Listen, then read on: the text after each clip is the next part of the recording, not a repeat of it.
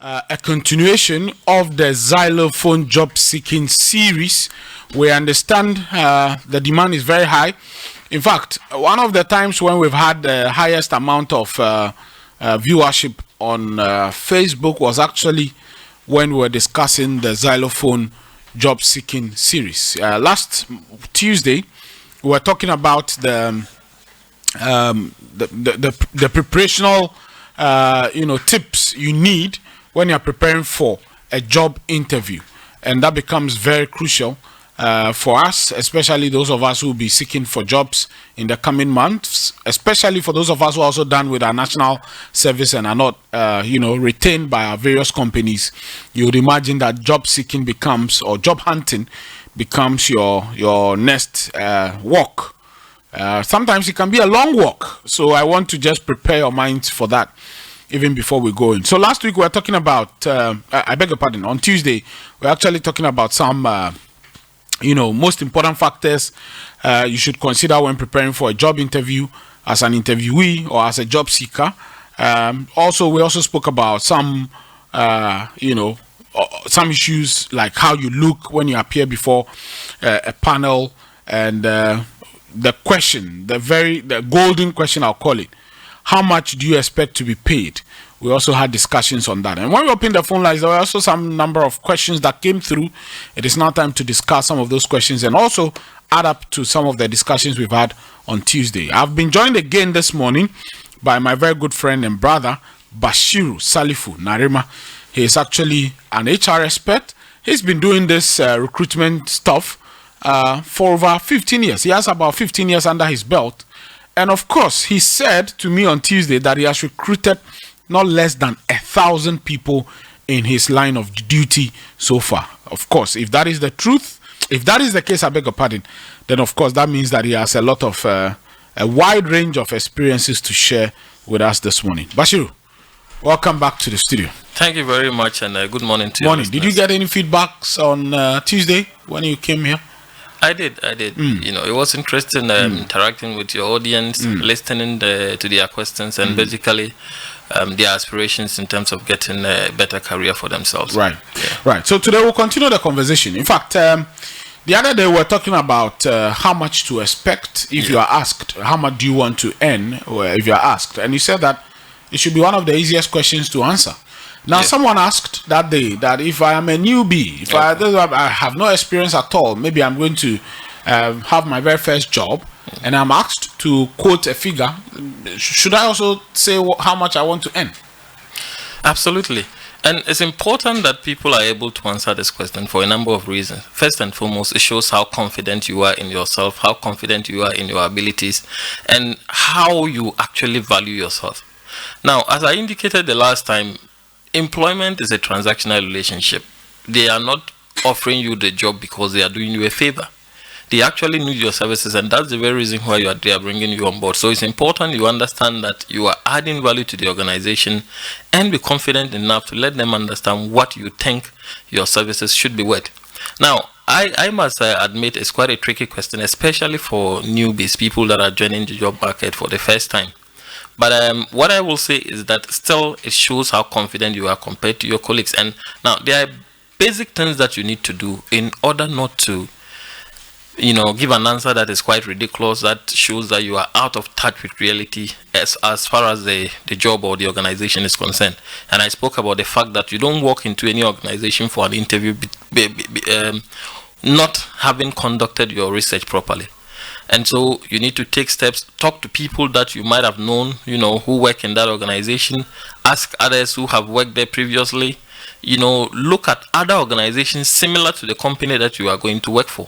And based on that, you are likely to find a ton of information that will help you to, come to a reasonable conclusion that, okay, this is the range that this particular role will offer.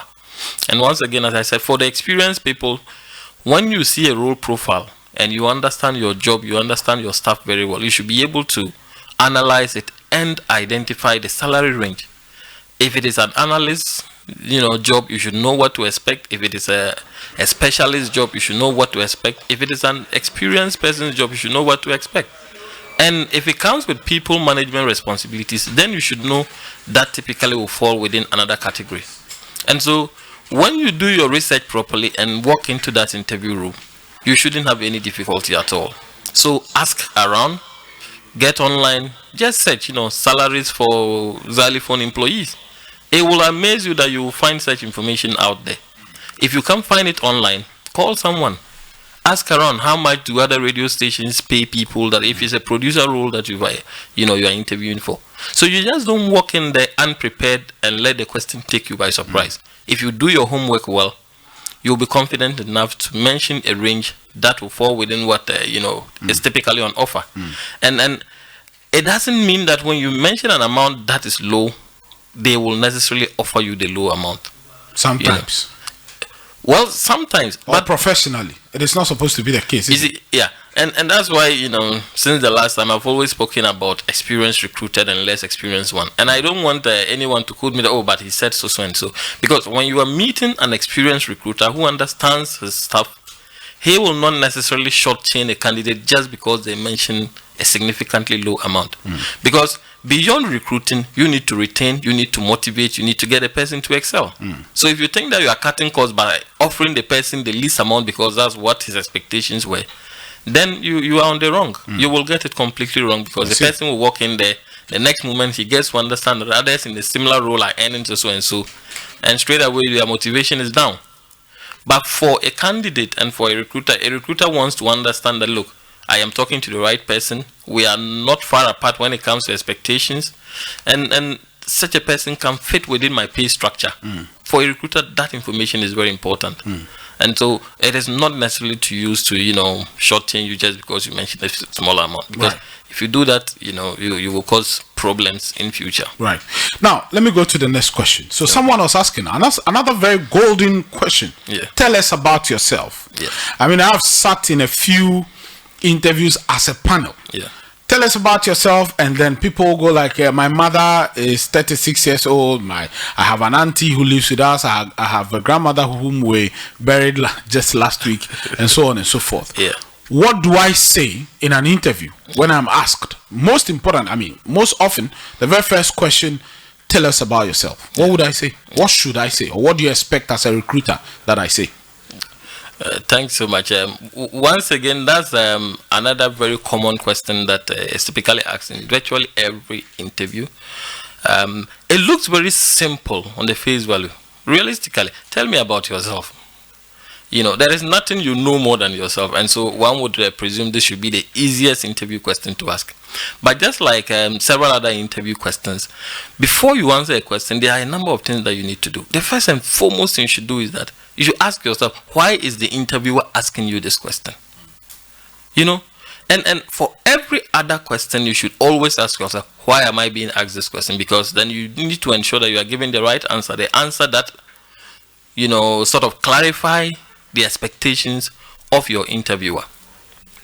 Now, I've had interviews, and people have tried to use responses along those lines to blackmail people, just like you indicated. I lost my mother at the age of 2, and so and so. Now, the interview process, as I said, is a logical one. It's not an emotional exercise, and you should not try to use your own personal history to blackmail the interviewer into making the decision in your favor just because you have a very torrid background. That actually puts off interviewers, and they feel disrespected if you try to use that as a tool to hoodwink their decision making process. Interesting. Now, one thing I tell people is that the easiest way to answer this question is to look at it from 3 main angles: your present, your past, and your future. And this question basically is an interview process, for God's sake. And so everything that you say should contribute to clarifying or making you the outstanding candidate for the job. I see. Now, for interviewers, you typically would want people to relax. You walk into an interview room and all that. It's an open-ended question. Also, the most reason why it is quite a difficult one, because you probably have you are 20 years old, 30 years old. It's bottomless. You are 30 years old, 20 years old, 25 years old, and someone asks, tell me about yourself. Sometimes it's quite unsettling, because you are wondering, what exactly does he want to know? Where should I start? What exactly should I pull through?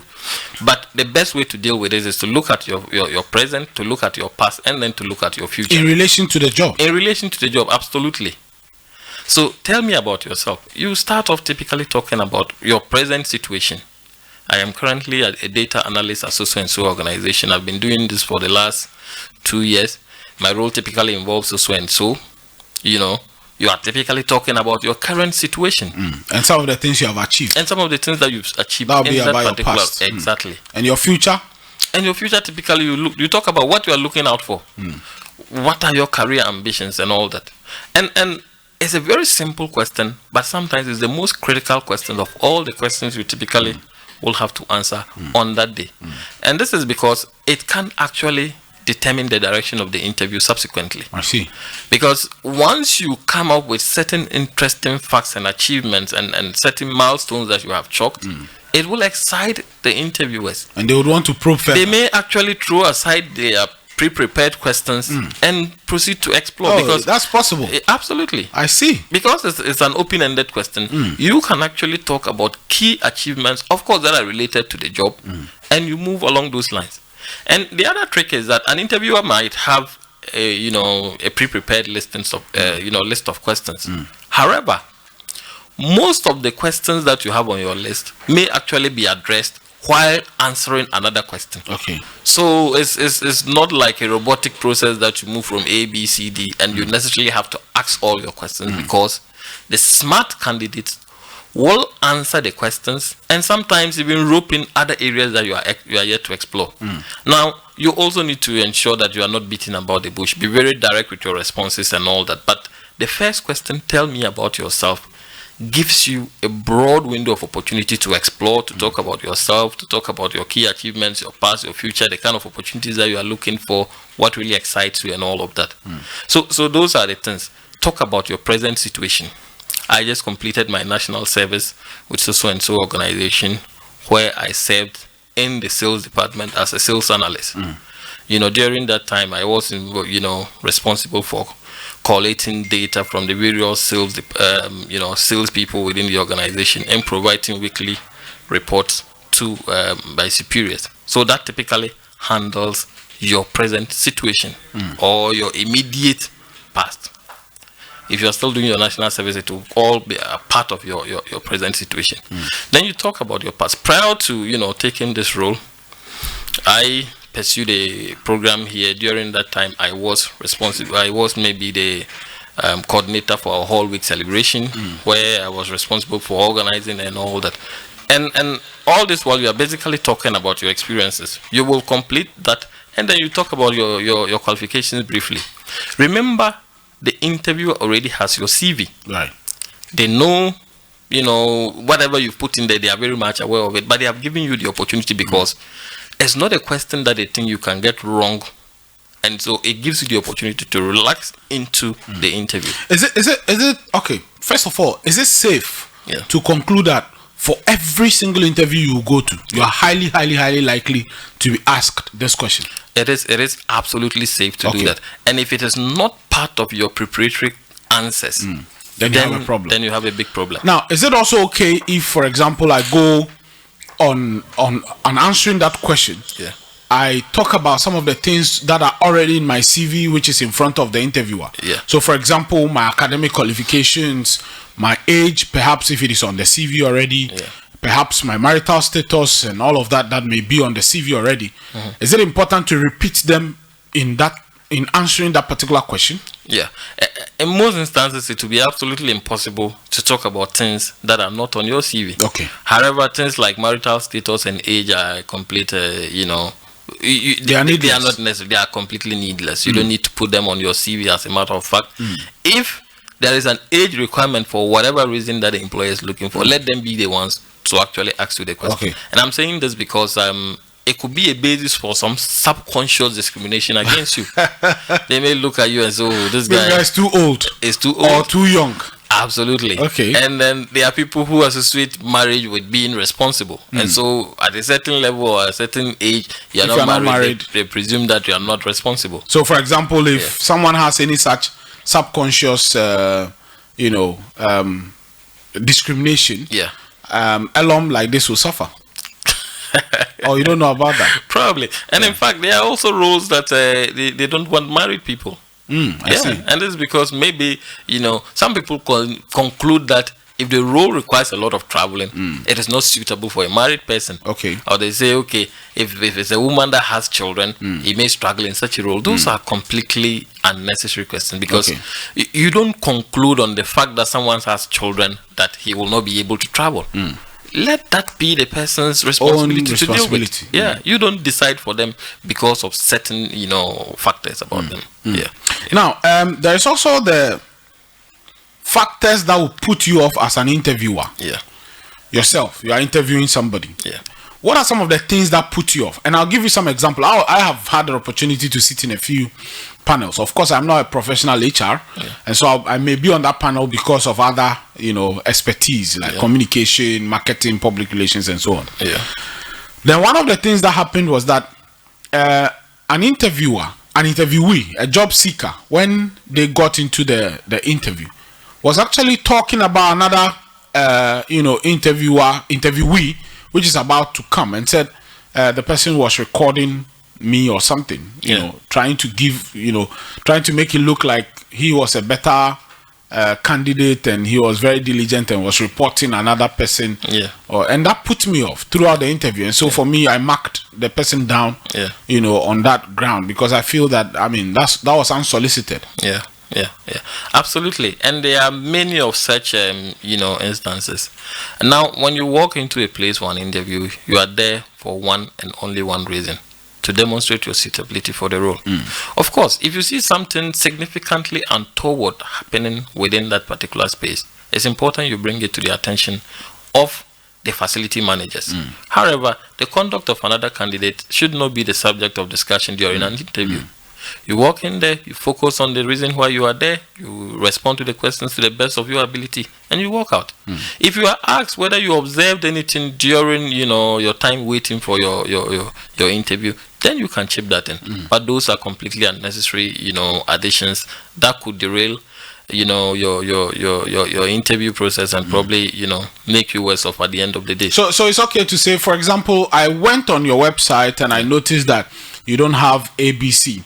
And if you had ABC, it would have helped us to do blah blah blah. It's fine when I make those recommendations. That's a positive. That's a positive, and it shows how thorough you are with your research, and then it also shows your depth of knowledge. If the organization is recruiting and you are already identifying problems that you can potentially solve, that's the best deal you can get at the end of the day. And so it shows that you're really committed, you are really interested in the organization, and you should get the basics right. And that's one thing. It puts people off, it puts interviewers off. When you work into an any company for an interview, and you look clueless about the company, you must be able to understand thoroughly what they do, understand the job. Sometimes some people appear and they have spelled your company's name wrongly, or they have misquoted a certain figure and all manner of things. They put you off. Absolutely. You see, the least you want is to show how shoddy you are during the time of decision making. And for every interviewer, it tells you what you will get at the end of the day. And so those are serious warning signs for an interviewer, when you are meeting a candidate. Basic errors, typically will put off any interviewer at all. If you can't even get the name of the company right, if you cannot get the name of the managing director right, if you don't remember the name of the person who invited you for the interview or who called you for the interview, then it's quite a poor job that you are doing. And so when you get the opportunity to interview for a role, and sometimes you get to know the names of the assessors on the panel, look them up. Just like interviewers, assessors, recruiters will look you up on social media, look you up on LinkedIn, look you up on your other personal social media profile. It's also important you also get to know the people that you are interviewing. And so if you go in there and you realize that, this is a Noel Nuchi guy, he's a communications expert, a journalist and all that, then you know the kind of questions that are likely to come from such a person. And so once you do your preparation right, by knowing the people, and that's the reason why you walk in there, they also know you, they have already received your CV, and they still ask you the question on top. Tell me about yourself. You need to know one another in order for the conversation to be fluid. It's really, really important. Right. Now, someone also asked that day about piercings. Someone appears and a lady, he said a lady appears and they've pierced. And I'd also add a guy. Someone appears and they pierced their Nostrils, their navel, and all the other places. Navels, how do you? I'm not sure you can see that unless you wouldn't be able to see. Sometimes people walking with all kinds of dressings that exposes certain aspects of their belly parts and all that. Right. And we've spoken about the appropriate dress code for those interviews. Now what I usually do is that I don't pigeonhole people based on their outlook and their appearances. Okay. I've come but to that's realize, you. That's and me, that's because you're a professional. Absolutely. And that's why I keep saying, you see, you meet another set of people and then the whole conclusion will be different. You are the candidate, you are the one looking for a job, you are the one looking to make a living, and sometimes it is better you adjust your standards to fit into a particular organization than expecting the organization to adjust their standards for you. Okay. However, for upcoming recruiters, and it also depends on the kind of company, the sort of standards they have, their HR systems, their non-discriminatory policies and all that. But because these things are not universal, and based on the maturity level of the organization, certain things may be discounted as non-essential, certain things like piercings and all that. But we also live within the social context, and it is important we understand that we are brands, we mirror the image of the company. And if the general Ghanaian society is hostile towards some of these things, what it will mean is that companies will not want people to portray that as their brand image. And people are the ones that basically portray the brand. And so it's important you understand some of these things. You can have your piercings all you want, but remember, that can also impact on someone. It's your right, it's your freedom, you can express yourself in whatever way. But if somebody is also right to express their own values by deciding not to associate with you. So I will not say that if you have a candidate that has piercings and all that, you should discount that, because the truth is that piercings or no piercings, it does not demonstrate the person's ability to really excel in the role or not. Somebody may come in with 75 piercings all over the body, and then they will come and excel and deliver. It will also vary. If it is a customer-facing role, that typically they will need to show their piercings and all that. Tattoos and all that. And so it's important that you consistently update your HR policies as an organization to reflect the kind of image that you want to. Dress codes are typically things that are acceptable for an organization to define. And so if piercings do not represent your brand, you can clearly state that. And once candidates come in, you advise them accordingly. But if it is the job that you are looking to get done, it should not necessarily, put you off because the person has piercings. It does not change them. It's just an expression of their inner belief, their feelings, their lifestyle, their whatever it is at the end of the day. Now, when you are going to empanel the interviewees, so I know, for example, let's assume that you are going to set up an interview panel.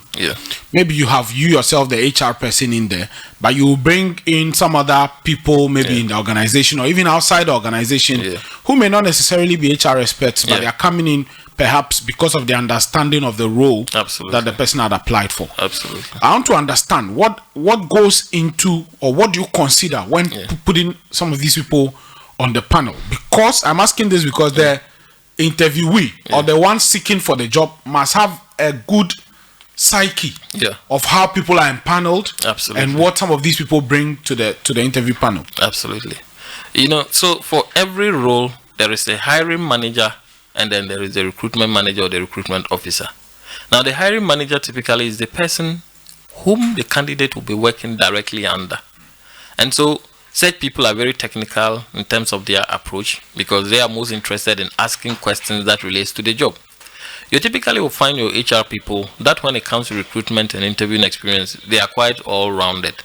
But their focus will be on asking the soft skills and checking the culture fit, whether such a person will fit within the organizational culture, checking the ethical aspects of the person, and basically digging into the softer aspect, the non-technical aspects.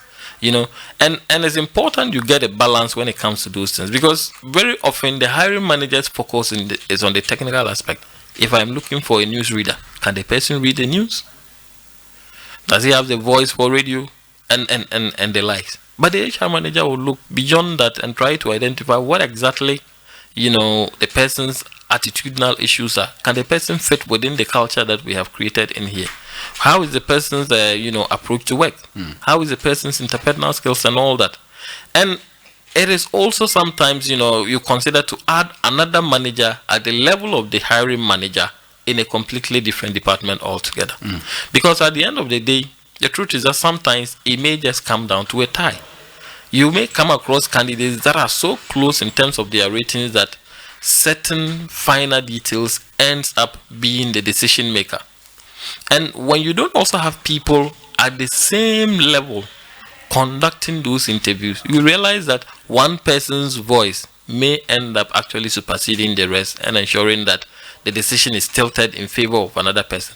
And so when constituting the panel, you are typically looking at how do I get a balanced panel? A panel that everyone on that panel voice will matter, and not to come and say, oh, this person is a senior manager, so whatever he says is final. That cannot absolutely be right. Now, there are times that someone will work within a particular department, but also has, daughter relationships with other people who are the immediate key stakeholders. So if you are a finance person, yet you are a finance business partner to a commercial function, you may have the finance manager being there for the interview, and then you can also get a manager from the department whom they are actually going to work closely with to also sit in the interview. Because at the end of the day, even though you are a finance person, you are supporting maybe the sales department. So why shouldn't the sales manager have an input in your assessment? Because the sales manager may see that, look, it's good with the finance, but in terms of the kind of financial support that the sales team will need, this person will not be in a position to put that. And it's important that you get a balanced view of all these things, and at the end of the day, your decision making will be apt and up there. Right. Now, let me take the opportunity to just read some messages that are coming in. And if you just joined us, you're still live on the Thursday's edition of the Statecraft here on Zylofon 102.1 FM.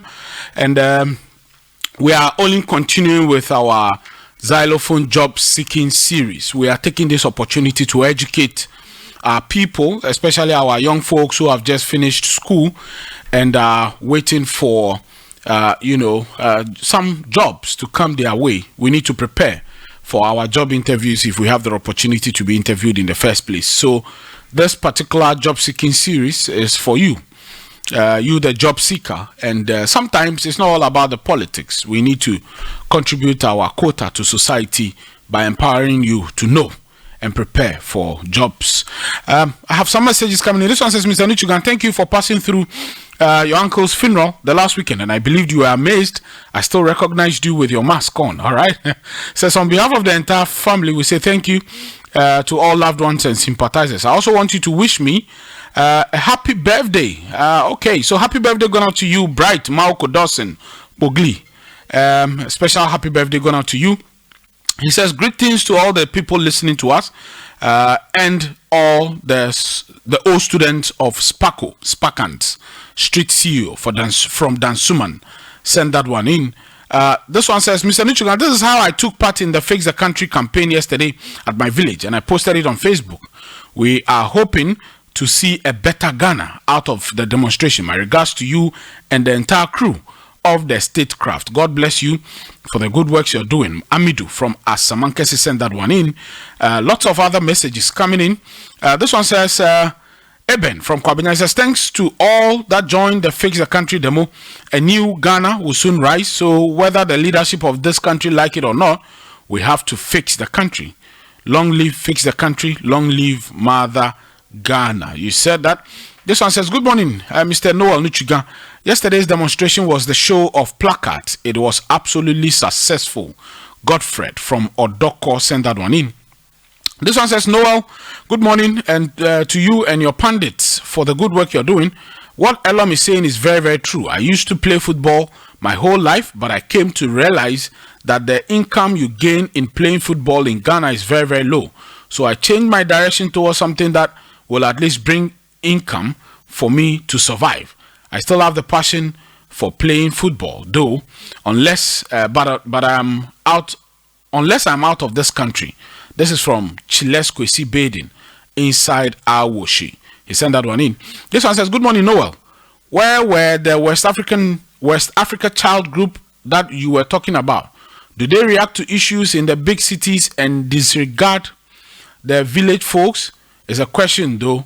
Isaac from Oman just sent that one in, and he says somebody like me that attend a less privileged school in Some is not even allowed to attend training college and become a teacher, but rather being advised to do something else. We are still under colonialism. Isaac sent that one in.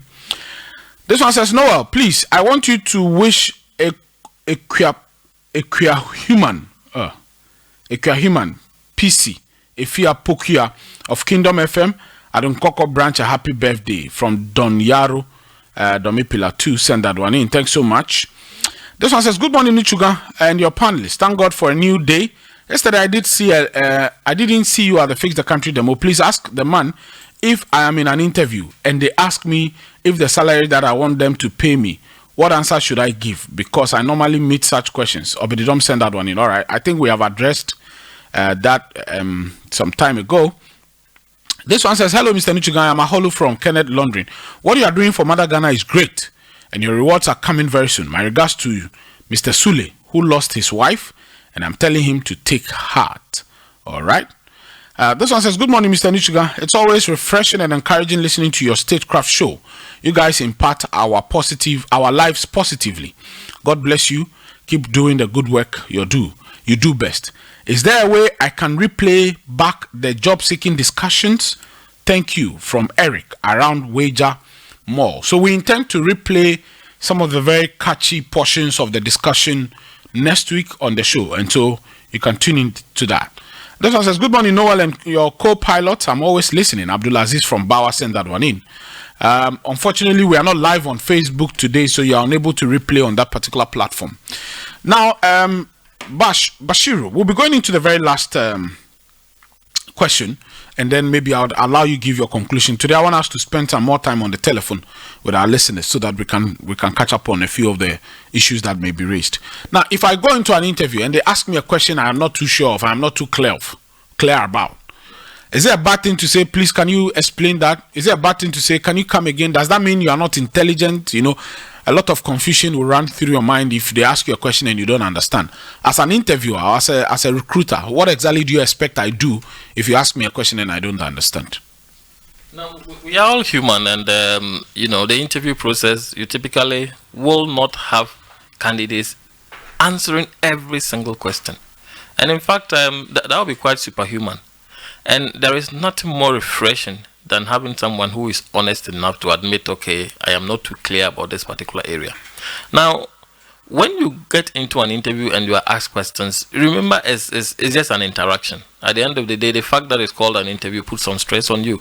And so in everyday communication, if someone asks you a question and you are not clear about what exactly they mean, it's quite normal to just ask, okay, what exactly do you mean? Do you want me to talk about this and that? It's important to clarify than to just go, on a completely different tangent and start firing at all. It rather gives a completely wrong impression than to ask the interviewer to clarify. What exactly do you mean, on a morning when I wake up, what do I do first? Or you mean, before I go to bed, what exactly do I do? It's important that you clarify that and then answer.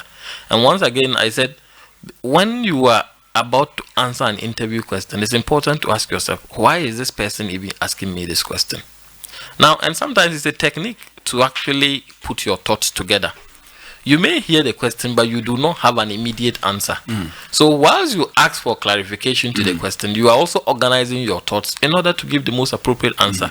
So for very smart candidates, they also use that as a mechanism to actually buy time, put together their thoughts and make sure that they are giving their best answers as possible. Yeah. Right. What will be your concluding remarks generally? So if I'm a student fresh out of school, or I've been out of school for a long time now, I want to even switch jobs and I go for an interview. In general terms, what will be your conclusion? What should I prepare for? Okay. Now, the other day, before I started the conversation, I actually indicated that when you get the opportunity to interview, you should start by giving yourself a certain congratulatory message because you did something right, and that is the very reason why you got the opportunity to actually interview. And so, the opportunity to interview means you are almost halfway there. Now, if you are halfway there, why leave yourself or why disappoint yourself at the last minute? So it's critical that you complete the entire process by giving your best in terms of the preparatory aspects of interviewing. You have the candidates that prepare very amazing CVs. They get the opportunity to interview and they walk in there and you wonder, why on earth did I even invite this guy for the interview? And if the interviewers are different from the person who did the shortlisting, then straight away they are wondering, why did you even bring this candidate here in the first place? So it's important that you complete the entire journey by preparing very well for the interview. And there are certain basic things that you need to understand before you walk into the interview role. What is your understanding of the role? Beyond tell me about yourself, that is one of the most common questions you typically will come across. What is your understanding of the role? Now, if you do not understand the role and its requirements and the challenges associated with the role, then how are you going to deliver on the role? So beyond understanding and preparing your answer when it comes to tell me about yourself, which I typically advise people to actually rehearse behind a mirror, because that is a question that 99.9% of the time you are likely to get. And if you understand that this question can actually steer the direction of the rest of the interview, then you should know how important it is to actually answer this question and answer it very well. I've been speaking to Bashiru Zylofon Media. He is an HR expert. He's been doing this recruitment job for about 15 years. He has also recruited across multiple platforms, which is why it is important that he comes on here to share his experiences with us. At this point, we'll be joining you on the telephone. You can call us now 0266-660-735, 0266-660-735, or 050 0000385, 050 0000385. I have my very first caller on the line. Rashawa, good morning and welcome to the show. Good morning, Bichuka. How are you? I'm very fine, my brother. How are you too? My God's grace. It has been a long time here for me. Yeah. How are you doing? Oh, I do. And also I'll attention to Semira and Elon. Right. You see, this morning, our man there, he has tried his best very much. Even from last, I think... Tuesday, yeah. The one submission I want to put on board is about, if somebody apply for a work and is, invited to interview. Sometimes they get panic if they saw or they see finalists who are coming to ask him or her the questions. They become scared. They panic. Exactly. So what he or she has to put on board to qualify him or her to the work, it becomes loose. Meanwhile, that fellow can work. You see, and also I want to encourage people who are appointed or they get opportunity to work, that if somebody has employed you that work for him or her, please you should show your strength. Show your strength. Don't think maybe the salary it is low or something. You do what you like. You understand? I always encourage you or tell you that look, the fact where you come from, Abokobi, by 5:30 or 5 o'clock, you are in Zylofon yard. Who knows your pay? Nobody knows your pay, whether it is less or higher. Always we got people said, because it will let a time you can't work again. Right. Then also, congratulations to the country, participants. There's no any incident. They started it peacefully and end it peacefully. But I don't understand some broadcasts. Somebody has opened in the mouth and they are pushing a book inside the mouth. I don't understand that. So if maybe one of them will come on board, would have an opportunity to ask the meaning of that caricature. Thank you very much. Thank you too, my brother. I have another caller. Hello, good morning. Hello, good morning. Okay, I've lost that caller. You can also do the call-in, 0266-660-735. I have another caller. Hello, good morning. Hello, good morning. Good morning. Your name and where you're calling from, sir? Please, my name is Frank Nero, the Domain Market Mayor. Frank Nero, right. Yeah. Talk to us. I'm in for Kenya. I'm in chat, Ubivia, and I'm in chat on my brother John Mahama. Meaning, interview 7 years.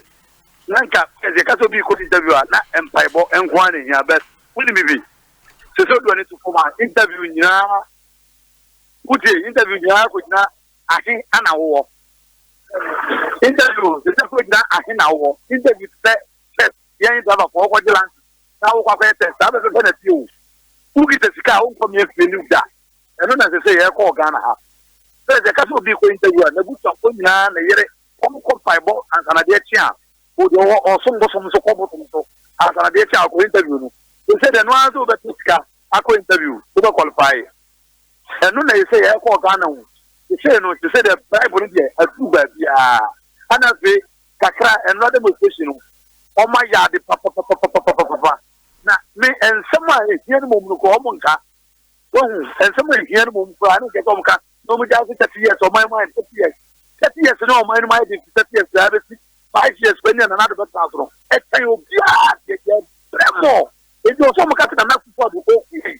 And I think the end of what afternoon, or not the idea cat, within another episode, or the essay can be the and a demonstration and NDC, and yet it is an experience. And so, every from one as a Muyano, and a demonstration here, and a year, and a Nipako, a Nipako, it's a demonstration, a Nipako, it's a demonstration.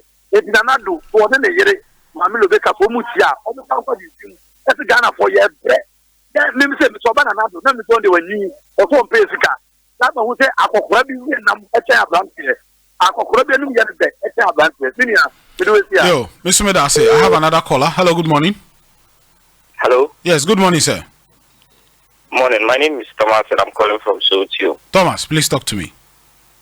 Okay, so I want to. Hello, Thomas.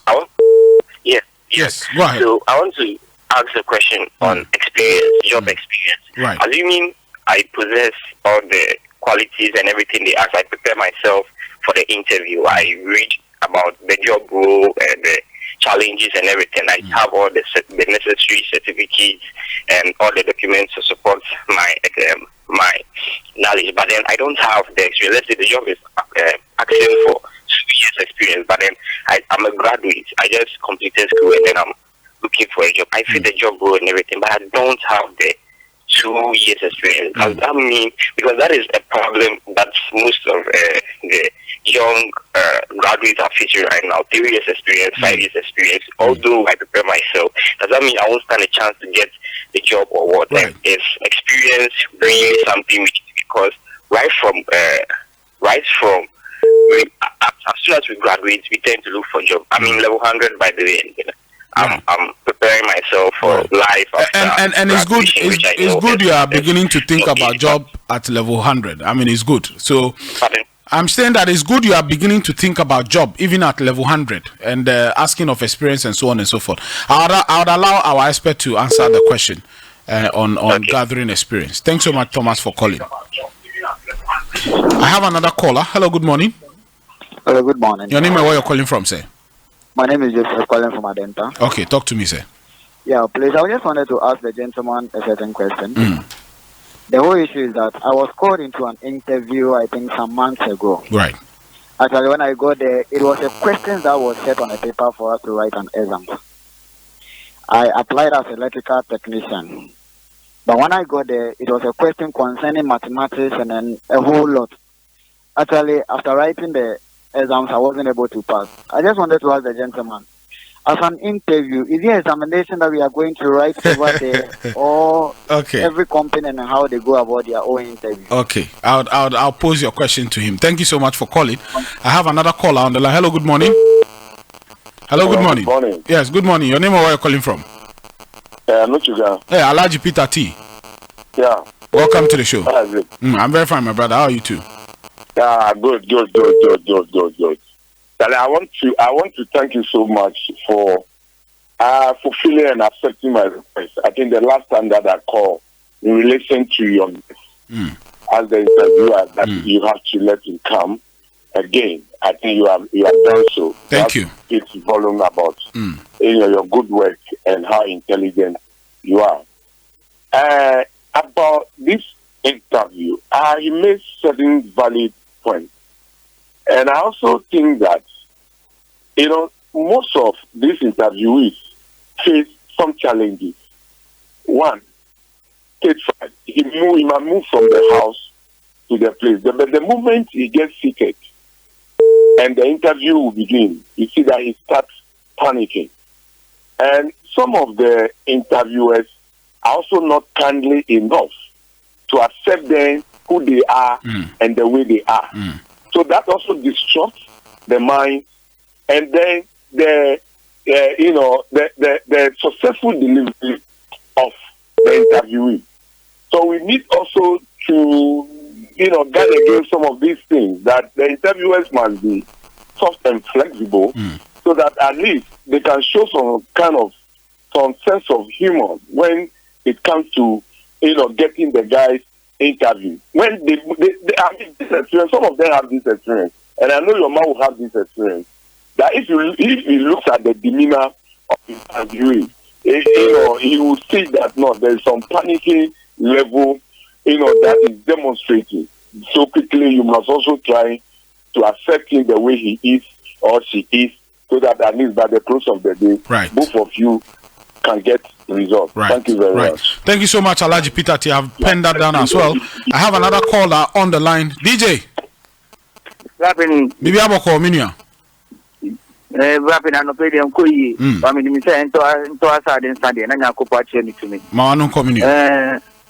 I mean, Chichi Amunina, and I mean, some Amunina Quaba. Na Namada Zylofon, so I say, for the Tuesday, no, Nyama market train, and the Amugu food train, Nami Shiramu.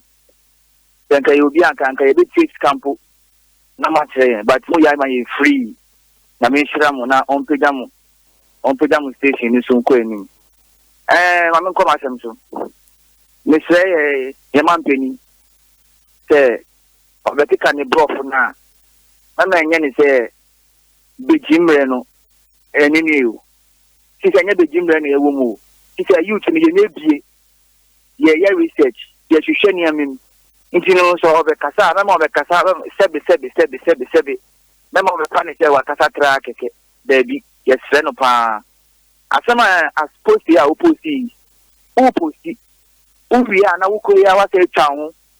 Say a mouth plana, 2 bathroom room. Flash to not in a boom, not on 19, for it's not bomb busia. Into Nakasadian Oyano. Oh, no one was say, and I said, coming because Okasa, sister, you to know, a man penio, na baby, Penifono. Omokasa tita yan fani serious view because omoka amonye ntomokasa yen no yen fani serious view me say me TV kwa na say yen man peni gira so kasa kwa na ma change channel no because the all kanu enfa nti e besere no say o penti so onankasa sa no onankasa o man peni no on se sa no onji o man na o timu ni mundi na on patronize o man ni mu niama no jai play na o timu na on nam omo so na obo mo busia no obo busia da busia ka na wa mu na ntia o de we busia fo ne wo man ne wo niama gugu abuchi omo yi papa na ye na egugu ase na ye bre right DJ me da say no adwen channel pay. I have another caller. Hello, good morning. Hello, good morning. Yes, your name and where you're calling from, madam? I'm Esther. I'm calling from JJ. Okay, Esther, talk to Please, us. I want to ask a question about the interview. That if you have, let's say you have gone for an interview and then your work experience, ask you about your work experience, but you already work at the work you are doing, you don't have the work you have applied for, you don't have the work experience, but you're already working. Okay. So when they ask you what is your work experience at the interview, is it necessary to mention or to talk about the one you're already doing? Okay. Or you tell them you don't have any work experience about the job you have been shortlisted for? Okay. Thank you so much, Esther, for your question. My expert here in the studio will answer that. I'll pick my very last question and then we can address... I'll pick my very last caller and then we can address the questions. Okay, unfortunately, I lost that caller. Well, my very last caller. Hello, good morning. Hello, good morning.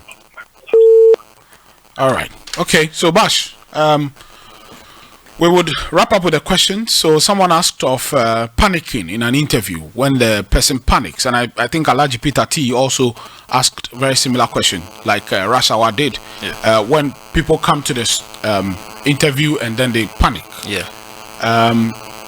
What should they do?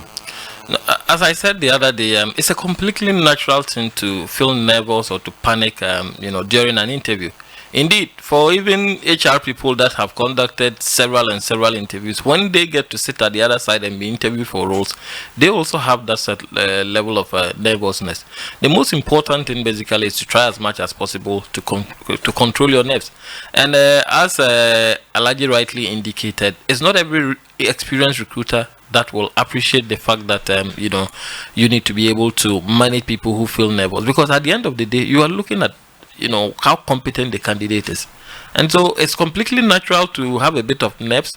Try as much as possible to prepare very well. When you prepare, it actually reduces the nerves significantly. Yeah. Now there's also an issue of job experience. Yes. The last Absolutely. who called, and then the guy earlier who called. gentleman. Yes. And it's important that he's already asking this question whilst in school. Yeah. It's not for want of reason that employers will ask for experience. It's a very important thing. Now, you don't want to entrust your job into the hands of someone who is completely clueless when it comes to the performance of the job. And a lot of young people have various opportunities to build at least some level of experience before you get out of school. I do appreciate that sometimes even getting an internship is quite a difficult one. But even in school, in church, there are several other places that you are involved in activities where you need to lead teams, where you basically need to organize something, when you have to bring some level of organization to bear. And that's very important. So when you are in school, how engaged are you in school activities, in group exercises? If you have the opportunity during the long break, would you rather go and pursue an internship somewhere? It could even be the role of a sales assistant in the shop. And so the experience are critical. You need it by all means. If you are the recruiter, you typically also want to ensure that the person who you are giving the job to has a bit of experience. The experience doesn't necessarily have to be in a well-structured organization where you were paid a salary or whatever. At the end of the day, you are getting involved in the work environment. Nobody wants to hire someone for a particular role when they are getting into the world of work for the first time in their life. So if you are already engaged, in internships and other things, at the end of the day, it will help you to actually gather the experience that and the last caller actually asked of. So, for example, my experience is in radio. Yes. All right, I'm doing radio. Yeah. I've done it for 5 years. Now I go to, let's say, banking. Yes. And they ask if I have job experience. Yeah. Must it necessarily be job experience in banking? Yeah. Or is there a way I can channel something I've done in radio that I feel can be related to? Absolutely. Okay. Experience is experience. And the fact that you've been invited for the interview means that the experience are equally useful. Okay. Because if you look at my profile and I've only spent my entire career in the radio environment, and you call me to a banking interview and you're asking me, don't you have any banking experience? Then you, the recruiter, you don't even know what you're doing. Okay. If you have found the experiences in radio worthy of a job in the bank, then let it stay there. At the end of the day, it's about the competence, and people can easily transfer knowledge from one sector or industry into another. Okay. So it's all down to the experience. Can you transfer the radio experience into radio, into banking? Now, someone also spoke about examination at interview. Yes. And if you remember the last time again, I said when you source for candidates by advertising or what other means that you use to collect the CVs, the next thing is to conduct an assessment of the candidates.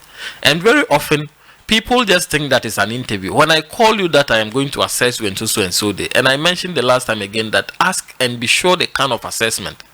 It may not just be a face-to-face interview. And so when you are invited or when you are sent an email and you have the opportunity to respond to that email, ask, what is the nature of the assessment? Is it an interview? Is it going to be a case study presentation? Is it going to be an aptitude test or whatsoever? So if you are invited for an assessment and you go in there and they present to you, an aptitude test to write, that is perfectly within the remit of the recruiter. Maybe they should have been much more clearer in terms of the communication that, okay, on so and so day you are coming to do A, B, C, D, and allow the person some time to prepare. Where it doesn't happen that way, the person needs to be very sure. If you receive an email and you are not too sure what exactly the nature of the assessment is, please ask, inquire, and know the nature of the assessment before you walk in there preparing for an interview and then you are presented with an aptitude test. I think that was as a result of a miscommunication. The recruiter should have made that clear and the candidate should have also inquired that, okay, what is the nature of the recruitment? So it's perfectly all right, but poor communication between candidate and I think that his main problem was that maybe the exams didn't fit the role. Like if you are going to maybe do, he said it was an electrical, exactly, and then they are asking for mathematics. Is that something you do normally? It's an engineering role, okay, and if you're an electrical electrician, you probably may have to do some estimates, do some numbers work, some quantities and all that, and so the candidate and some engineering, absolutely, so circuit, taking out, or those, they're just calculating the distance, what is the appropriate, and so it is the prerogative of the recruiter to determine the nature of the assessment. Okay. It's not for the candidate to say whether it is suitable or not. Okay. Sometimes there are also general questions, general knowledge. And who is the president of South Africa, and so on and so forth. That's it. So it's the recruiter who decides the nature of the assessment. Okay. Just clarify and prepare yourself along those lines. Okay. Yeah. Bash, let me say a big thank you for passing through. I'm sure we'll continue this tomorrow. Yeah. Of course, now if we have gone past the interview, we spoke about CVs, we spoke about interviews, and then we've gone past the interview. Let's assume we have become successful and we are going on the job. How to work to retain the job. We'll be going into that particular conversation tomorrow, if you are given the opportunity. Sometimes some of the jobs you get it and they tell you that they won't pay salaries, but you come in and then you need to prove yourself, and then you get retained. And so I think that's a very important conversation we may go into. Thank you so much for passing through. Thank you for having me. Right, Bashiru Salifu Narima is an HR expert. Of course, he has about over 15 years of experience under his belt recruiting across multiple industries. He's been with us, talking to us on the Zylofon Job Seeking Series. Thank you so much for passing through. Let me say a big thank you to my people here in the studio, Elon Malikwa, and of course Samira Mohammed Ibn Moro, for helping us do the discussions all the way from 6 a.m. up until now.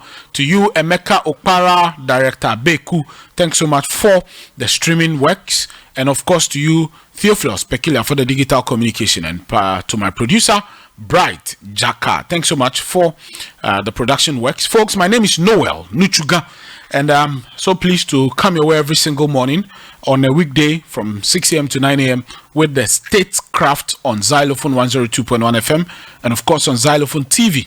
I'm grateful for your listenership. I don't take it for granted at all. For those of you who called into the show, thanks so much. And for those of you who attempted to call into the show but were unsuccessful, sorry about that. If you still have any questions you want us to answer at all, you can send us a text on our WhatsApp line.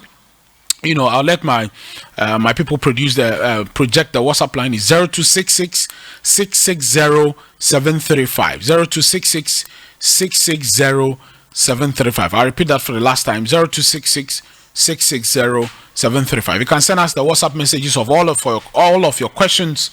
My expert to be here again tomorrow, and so he'll be able to answer all of those questions for you, and we'll be so glad to engage you on that. I'll see you again tomorrow with the Friday's edition of the Statecraft here.